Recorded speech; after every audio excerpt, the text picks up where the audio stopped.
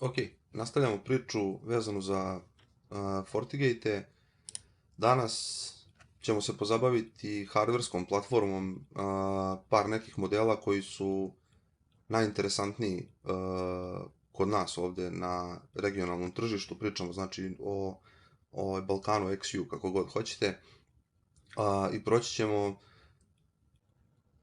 taj low level design, kako taj hardware u stvari omogućava one performanse koje se vide u onim zvaničnim datasheetovima i zašto FortiGate generalno može da isporuči veće brzine nego što mogu firewall i nekih drugih vendora. Ne svih, ali da kažem od udara od velike većine po performansama koje su prikazane u zvaničnim datasheetovima, a realno su i istinite. Počet ćemo od najmanjeg modela iz njihove kuhinje. Reč je o FortiGate-u serije 30, odnosno revizija, odnosno iteracija. Kod njih modeli generalno su podeljeni u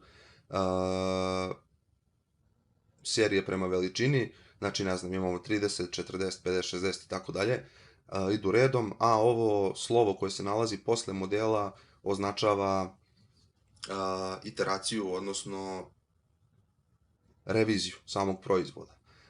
Model, odnosno serija 30, u njoj poslednji model koji je izašao je serija, odnosno ta linija da kažemo, i on je, odnosno još uvek čeka na osveženje u vidu nekog F modela. Trenutno je aktuelna F serija, nisu svi modeli još podržani, odnosno nisu još svi modeli napravljeni u F verziji, tako da trenutno imamo kombinaciju D, E i F modela u zavisnosti od veličine uređaja. Ok, taj opšti deo priče ćemo ostaviti po strani, držat ćemo se ovih najzanimljivijih modela, kako sam već i rekao. Znači, ovo što vidimo je, da kažem, onako neka high level slika hardvera koji se nalazi u modelu 30T, to je najmanji model koji oni imaju u ponudi i za naše standarde, ajde da kažem, ili naše tržište, je model koji je ok za neke male kancelarije, mali broj zaposlenih, udaljene lokacije koje imaju potrebu za malim bandwidthom, konektuju se na centralnu lokaciju, primarno hoćete da obezbedite siguran prenos informacija sa strane na stranu, ali isto tako da na toj udaljenoj lokaciji, pod uslovom da imate security servise, odradite i neke od security inspekcija. Što se tiče modela 30T, kao što sam rekao, znači entry model, početna varijanta je najmanji model koji imaju u ponudi. Od komponenti ima dual core procesor, 1 GB RAM-a i 128 MB flash memorije, na koju je instaliran operativni sistem. Nešto malo te memorije možete koristiti za logovanje, ali je, kao što i vidite, poprilično količina memorije mala. Osim toga, ima interni switch čip na koji su direktno povezani ova 4 gigabitna LAN porta i 1 gigabitni WAN port. Manje više ova WAN oznaka u odnosu na ove LAN ne znači ništa, to je čisto za onu defaultnu konfiguraciju kad ga raspakujete. Jedan port je malo i izdvojen i namenjen je povezivanju nekog spoljnog linka, odnosno internet linka, a ova 4 LAN porta su namenjena da lokalna mreža bude povezana na njih. S obzirom da su članice, da su svi portovi članice istog switch čipa, wire speed switching između njih je omogućen, te i ovaj WAN port možete promeniti ukoliko je ovaj uređaj konfigurisan u transparent mod, može brzinom žica, ajde da kažem, raditi switching između ovih portova, pod uslovom da nema potrebe da se neki saobraćaj prebacuje na neke inspekcije samom procesoru. Osim ovih, da kažem, 5 gigabitnih portova, ima USB port, ima serijski port, dolazi sa adapterom, sa eksternim adapterom za napajanje, i u FortiWi-Fi varijanti ima u sebi i Wi-Fi chipset i antene. FortiWi-Fi je generalno identičan običnom FortiGate-u 30 serije, Jedina razlika je bukvalno taj Wi-Fi chipset i mogućnost da direktno sa njega šaljete Wi-Fi, znači za neku malu kancelariju gdje imate neki mali broj zaposlenih, ovaj Wi-Fi je sasvim dovoljan da pokrije prostoriju i da osim pristupa kablom imate mogućnost pristupa internetu i bežično bez kupovine investicije u neki specijalni access point. Sve security police možete primijeniti naravno i na taj Wi-Fi. Identična je situacija kao kad biste koristili neki eksterni access point od njih koji ima te security mogućnosti implementirane u sebe. Odmah da se ogradim, znači ovo sve što pričat ću poprilično površno, jednostavno ne bih hteo da napravim neku preterano duboku diskusiju, to možemo ostaviti za neki drugi video, iz prostog razloga što je ovo sada da kažemo high level overview samo tih modela, šta su prednosti svakog od modela, na šta treba obratiti pažnju prilikom planiranja kada uopšte krenete da razmišljate o nabavci firewalla, ukoliko se naravno odlučite za FortiGate, kako na osnovu toga šta se dešava ispod haube možete proceniti, ajde da kažem, koji će vam model biti adekvatan za tu lokaciju ili za namenu, ajde da kažem, o kojoj razmišljate. Takođe, Forti iz 30 serije dolazi i u još jednoj podverziji, ajde tako da kažem, sa integrisanim 3G, 4G modemom, to se i vidi ovde, to je dodatna funkcionalnost. Ovaj 3G, 4G modem je bukvalno unutar samog FortiGate imate SIM slot, ubacite karticu i s obzirom da ima samo jedan WAN port po njihovoj logici, možete ga iskoristiti kao backup link. Znači za slučaj da primarni internet link padne, putem SD WAN-a ili klasičnim failoverom možete saobraćaj rutirati na 3G, 4G. Posle 30-ice koja je, da kažemo,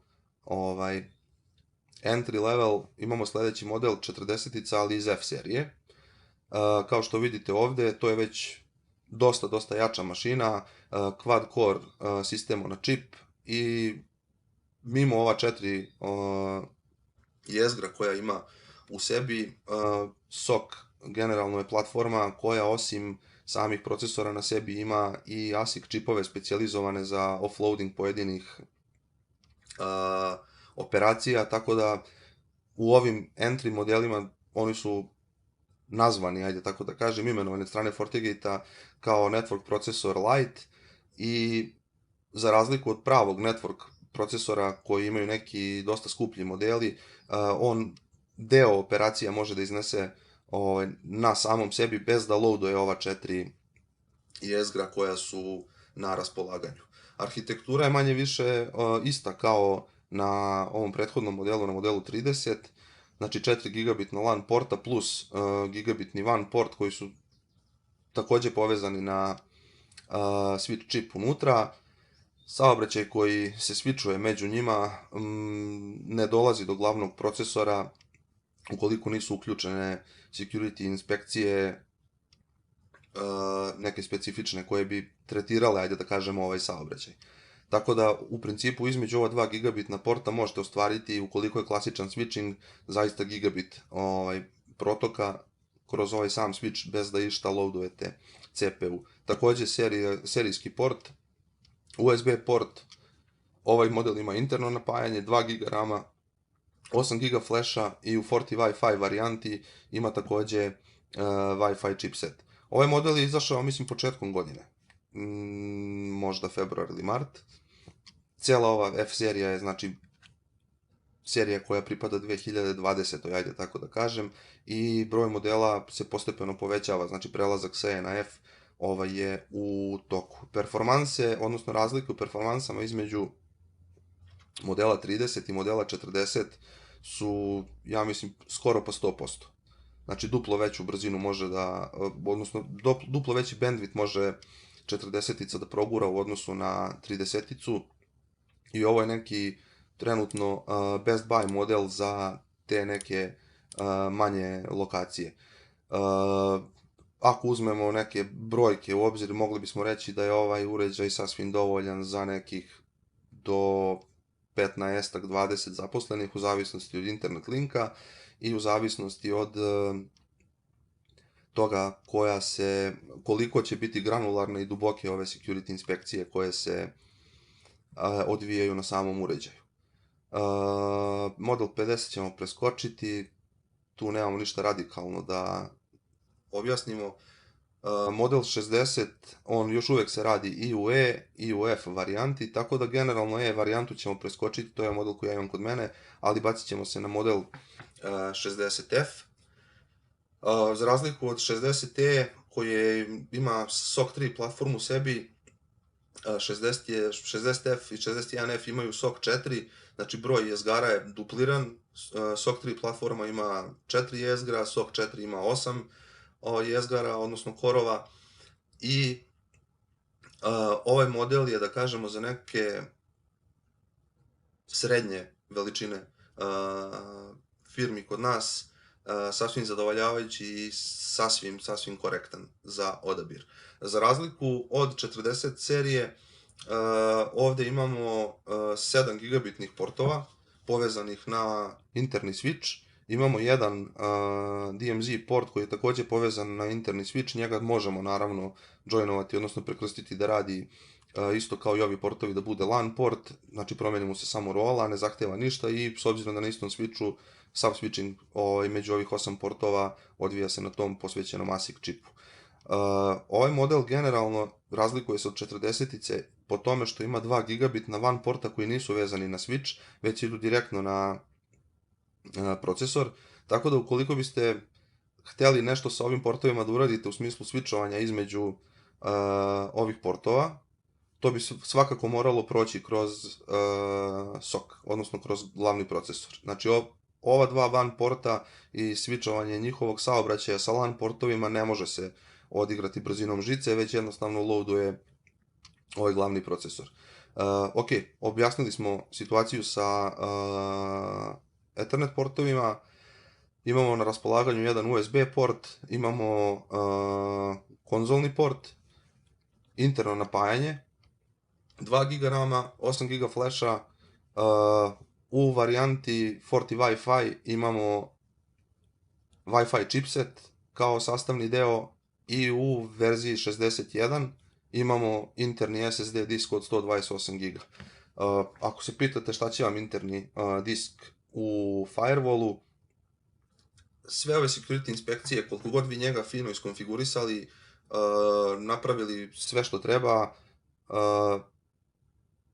problem se javi onog trenutka kada treba da se odradi neki troubleshooting, debugging ili ne daj Bože ako se desi neki breach, kako odraditi forenziku, pa jedino putem logova. Sa ovih 8 GB flash memorije ne možete baš mnogo toga da izlogujete, ako ćemo iskreno pričati, i najveći problem u takvoj nekoj varijanti je što i sam flash, ukoliko ga loadujete tu flash memoriju sa gomilom upisa novih logova, brisanje starih, vi u principu uskraćujete životni vek toj flash memoriji, pa otuda potreba da se pojavi model koji će imati nezavisan disk na koji ćete moći, znači M kapacitetom je dosta veći, znači moći ćete proguta mnogo više logova, M nećete ovu flash memoriju na kojoj počiva operativni sistem, nećete maltretirati, ajde tako da kažem, nepotrebnim upisima, ispisima i prouzrokovati da u nekoj budućnosti flash memorija crkne i da ostanete bez uređaja. U varijanti da vam SSD prestane sa radom, crkne, ajde tako da kažemo, firewall će nastaviti da funkcioniše najnormalnije, da radi sve što je iskonfigurisano na njemu, sve inspekcije, tako da s te strane, ukoliko imate potrebu i plan da logujete lokalno sve što prolazi kroz firewall, incidente, sesije, bilo kakva dešavanja, sistemske eventove, bilo kakva dešavanja koja se mogu logovati, preporuka je da ukoliko nemate sopstveni neki syslog server, iskoristite ovu mogućnost firewalla koji u sebi već ima disk na koji možete pokupiti i sačuvati sve te logove. Posle 60-ice imamo model 80, ja nažalost nemam novu verziju ovog dokumenta, te ćemo pričati o, samo da provjerim da nema negde možda 80F ovde, nema, ok. Pričat ćemo znači o modelu 80, za razliku od 60-ice, model 80 i 81 manje više su isti. Oni imaju aktivno hlađenje, 81 verzija ima interni disk od 128 giga i ona drastična razlika u odnosu na 60-icu jeste broj portova. Znači ovde na raspolaganju u modelu 80 imamo 12 gigabitnih portova koji su vezani na switch čip. Takođe imamo 2 gigabitna porta, jedan je sa njihove strane imenovan kao DMZ port, drugi kao HA, znači ukoliko bacate active ili active passive setup, znači pravite high availability cluster, imate posvećeni port za high availability, vi naravno ova dva porta, s obzirom da su na switch čipu, možete prekrstiti da budu LAN, pa biste u toj varijanti imali ukupno 14 LAN portova na raspolaganju. Kod ovog modela takođe interesantna stvar je da imamo 2 puta SFP R45 par. Ovo znači da vi generalno na samom uređaju imate 2 porta koje rade ili. Znači u njih ili ćete ubaciti SFP modul i koristiti kao terminacionu tačku neke optike, ili ćete ubaciti običan mrežni Ethernet kabel, bakar, i koristiti ga kao klasičan Ethernet port. Znači bukvalno 2 para. Imamo znači, na raspolaganju 4 porta, ukupno 2 SFP slota i 2 Ethernet porta klasična, i oni rade bukvalno ili. Znači ukoliko ubodete Ethernet, ne možete koristiti SFP prvog para, na drugom paru možete koristiti SFP, ali ne možete koristiti Ethernet, i obrnuto. Znači možete koristiti 2 SFP-a, 2 Etherneta, ali nije moguće na jednom paru kombinovati i SFP i Ethernet. Nakon toga USB port, serijski port, ovaj model raspolaže isto sa 2 GB RAM-a i 8 GB flash memorije. U 81 verziji imamo 128 GB storage-a, eksterni adapter napajanja, i u PoE varijanti imamo PoE budžet od 110 W. Znači ukoliko sa ovog uređaja treba da napojite, ne znam, access point ili kameru ili bilo šta slično, suštinski je bitno znati da je ukupan budžet za PoE na ovom modelu 110 W. Postoji F verzija koja je izašla, pa ja mislim pre možda mesec dana, ne više od toga. Isto je glavna, da kažemo, razlika skok sa SOC 3 na SOC 4, znači ovde je quad core procesor, na SOC 4 je Octa. Što se tiče RAM-a i flasha, neću licitirati, još uvek taj model nisam propustio kroz ruke, a ovaj dokument, kažem, nemam u toj novoj verziji, pitanje da li su ga updateovali, da li ima da se skine ta nova verzija. Ukoliko dođem do tih informacija, verovatno ćemo uspeti da napravimo i review tog modela 80F, koji će možda biti najzanimljiviji u ponudi trenutno na ovom našem regionalnom nivou. Posle 80-ice, model koji će nam biti od interesa je 100 serija. Ovde konkretno imamo prikazan model 101E, ali mi ćemo se baciti na 100F. Evo ga. Znači ista priča, razlika između 100E i 100F je u procesorskoj snazi, odnosno platformi na kojoj leži.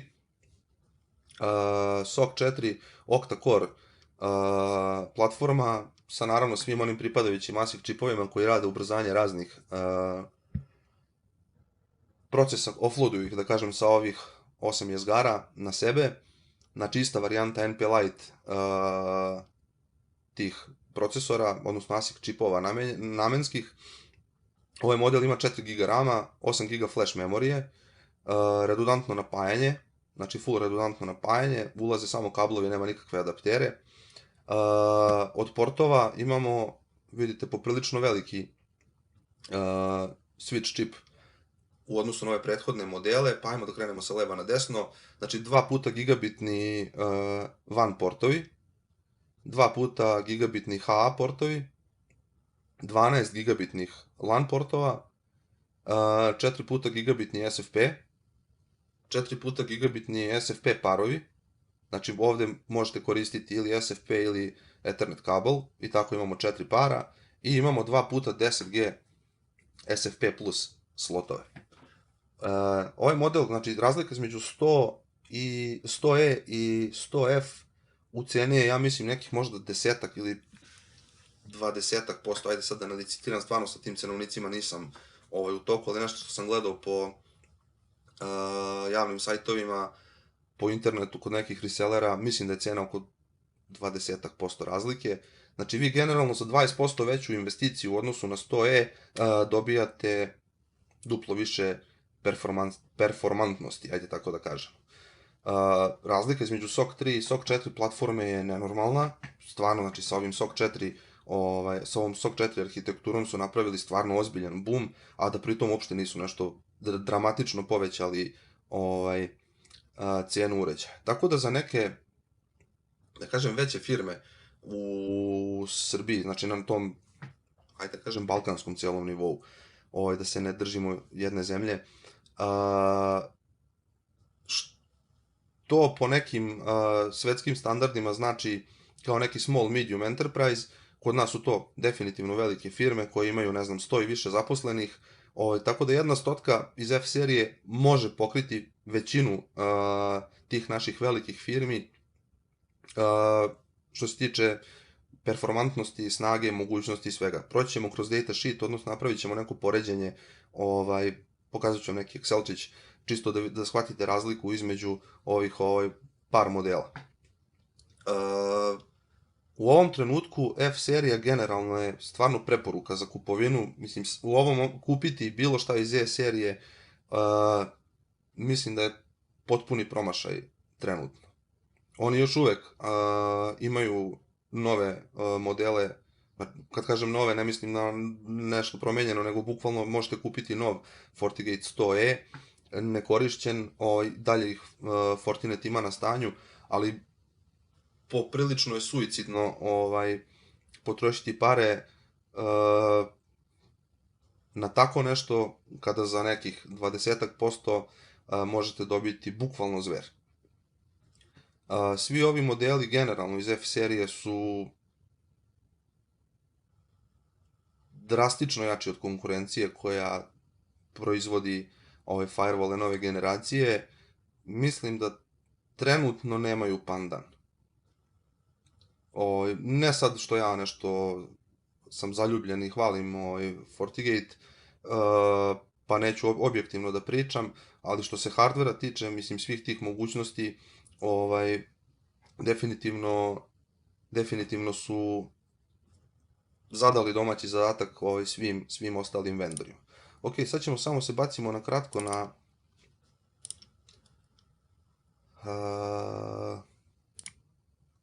ovaj Excelčić, da vidite samo razliku o kojoj sam pričao.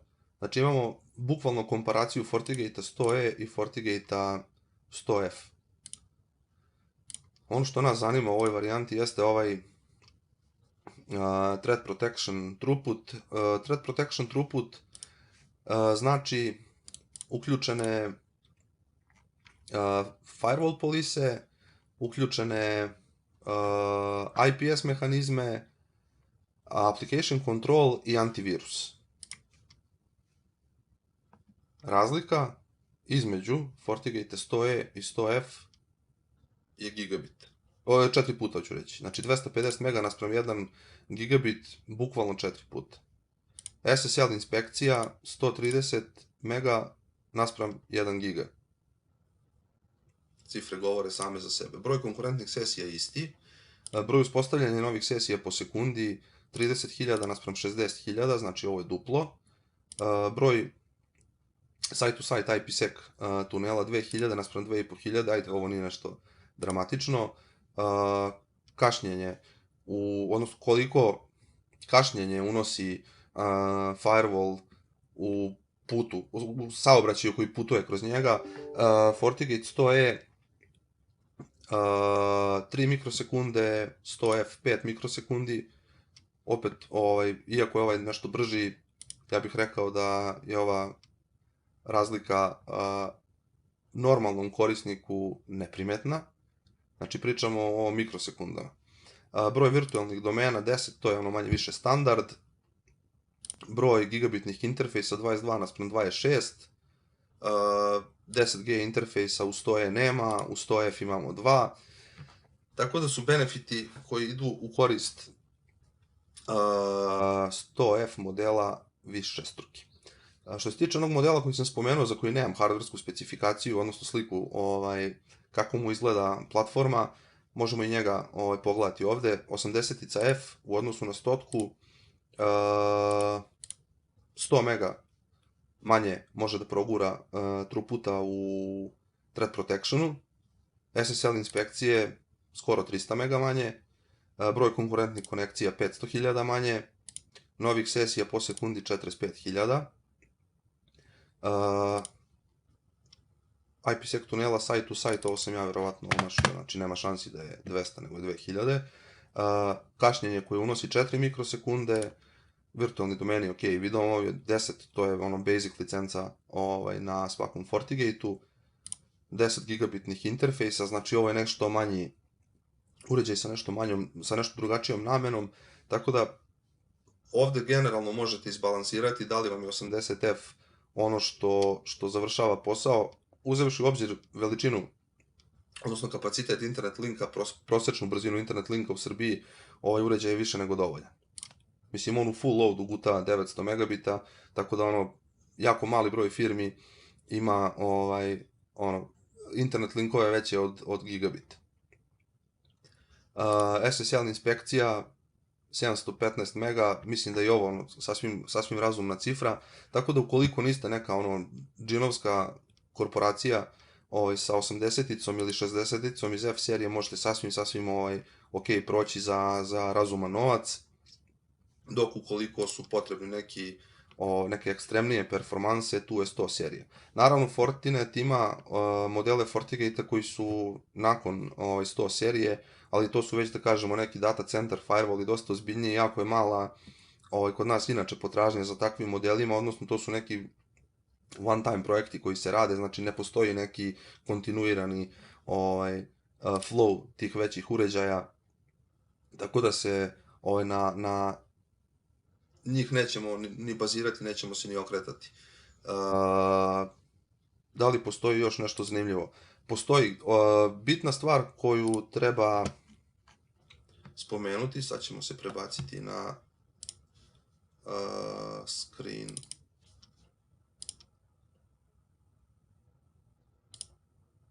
Tu smo. Ovo je datasheet FortiGate 100F. I ono što načelno sam hteo da kažem kao bitnu informaciju, u principu vi ćete se uvek voditi ovim informacijama ovde, a to su performanse sistema. Ono što je navedeno u datasheetu FortiGate-a, 5% može da odstupa u realnim uslovima na terenu.